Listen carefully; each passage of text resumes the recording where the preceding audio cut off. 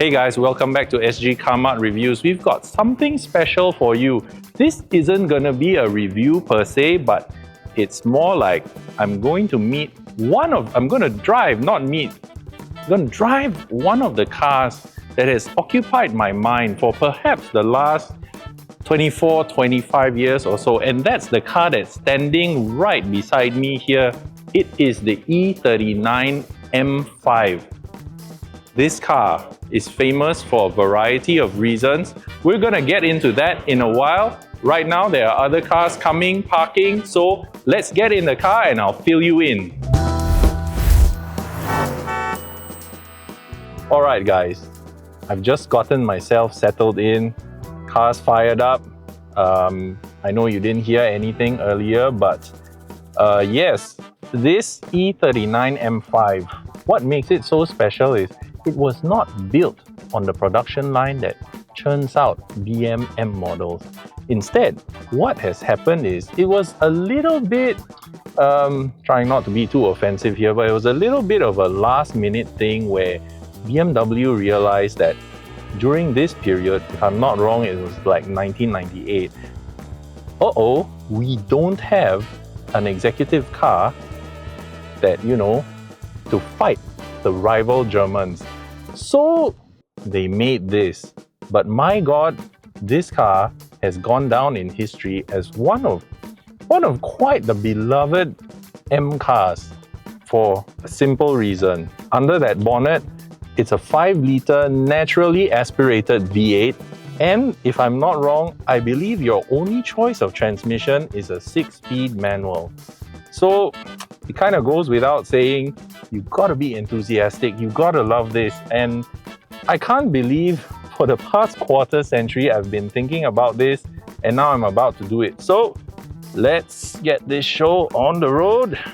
The overall initial feel, I can't say I'm over the moon, but when I drive cars like these, you got to see it in its context. For during its period, you can't judge it comparing it to modern cars like the M5. But it's certainly comfortable enough for daily use. In fact, the ride feels kind of pillowy, pliant. It's kind of hard to imagine, compared to a modern car where things can get very stiff, or it's very firm, or the ride's very busy. Instead, with a car like this, it's rather comfortable, which is kind of hard to believe. How can a car with a 5-liter V8, high-revving V8, with about 400 brake horsepower, how can you say that it's comfortable? Well, it really is. I'm going to try and open her up a bit. The V8 is coming on a bit more now, and just hearing the revs climb, there's enough in there to excite, to titillate. And of course, who isn't a fan of V8 engines if you love to drive? It's a bit hard to describe how I'm feeling.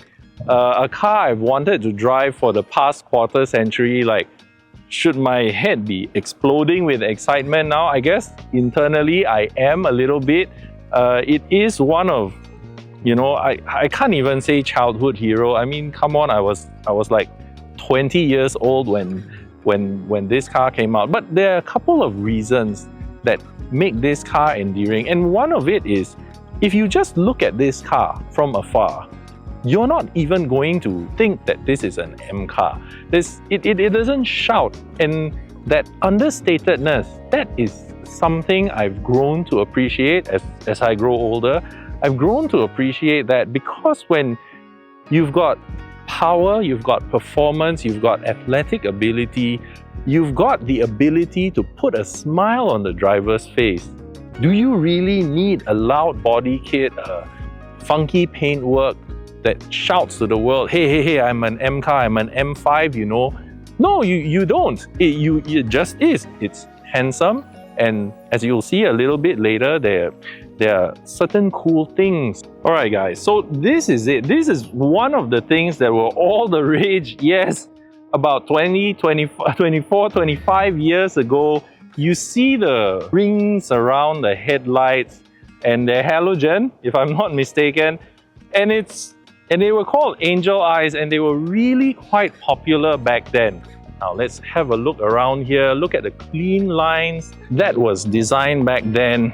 On the flanks, you've got that little M5 badge. Even the brakes, the wheels, there's nothing really shouty about it. Instead, what you have is clean, handsome design.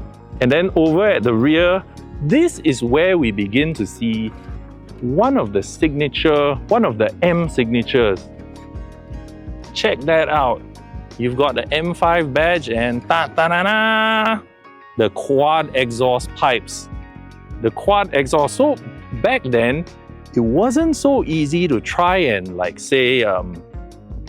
pretend that your car was an M car when in fact it wasn't. It rolled out of the factory like this. When you saw an E39 with quad pipes, you were pretty sure you were looking at something special. Now, follow me, I'll take you for a quick tour of the cockpit. Inside the E39 M5, the first thing you're gonna notice, especially if you've just grown up around modern cars, is wow, that's a lot of buttons. Yes, you needed buttons. Buttons were the way to control things back then. But because there's a button for like a single function, a single button, a single function, it's actually quite easy to figure out. These store your radio stations, AM, FM, the mode. I'm going to assume this has a CD player. I might be wrong. This is not my car. I've just taken this car like maybe 20 minutes ago.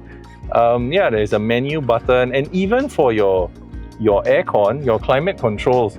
Today's cars, everything is like on a touch screen. You got to wait for the thing to load, then you go in and figure out, oh, I want this temperature, that temperature, my passenger, blah blah blah. Here it's quite straightforward. Your passenger, you want warmer, colder, you want it to blow at your head, blow at your feet, you decide.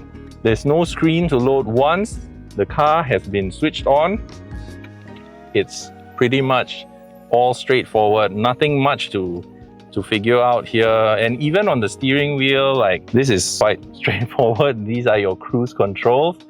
You've got your volume and audio controls here. It's a 3-spoke steering wheel, rather compact. I gather they were still using electro-hydraulic steering, so there's a bit of weight to it. There's a bit more feel to it. And yet, because it's a 5 Series after all, you get that refinement, that mid-sizeness. It's like just the right size for getting around, and yet you're getting a lot of power. And then of course you have this fella here, and you know what this means, the 6-speed auto. It's not any normal 5 Series, it's an M5. And of course the 3-pedal setup and other things I enjoy include the analog dials. These have just gone away. Like, every car has just that, that digital panel and another digital panel here. But this kind of takes you back, like a quarter century. And yeah, guess what? You had analog gauges. There was no head-up display. Like, it hadn't been implemented into automobiles yet. And when you drive this car, it's a little bit like I mentioned earlier, it's like a time capsule. Like, it puts you back there. Does it make me feel 25 years younger? I'm not sure. A safe answer is going to be no, but driving it certainly brings back the memories. It lets me say, all right, I've ticked that box. If my friends ever ask me again, but have you ever driven an E39 M5? From our generation, I'd be like, yes, I did, but only for 40 minutes. Yes, I did. Have you? Okay, guys, that was a very, very short but very, very sweet drive in the E39 M5. I gotta say, there's a bit of heartache here.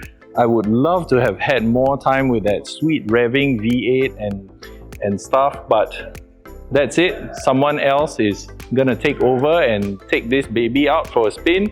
So in the meantime, that's all we have for you for this video with this car. Don't forget to like, share, subscribe, hit that notification bell so that you always know when we've got fresh content. Don't forget to follow us on TikTok at Sgcarmart. Till then, stay safe, drive safe. Ciao. We only have about 40, maybe now at this point 35 minutes with the car. Not much time before it has to go back to the BMW Press Car Center in Garching. We are in Munich. And this. Wow.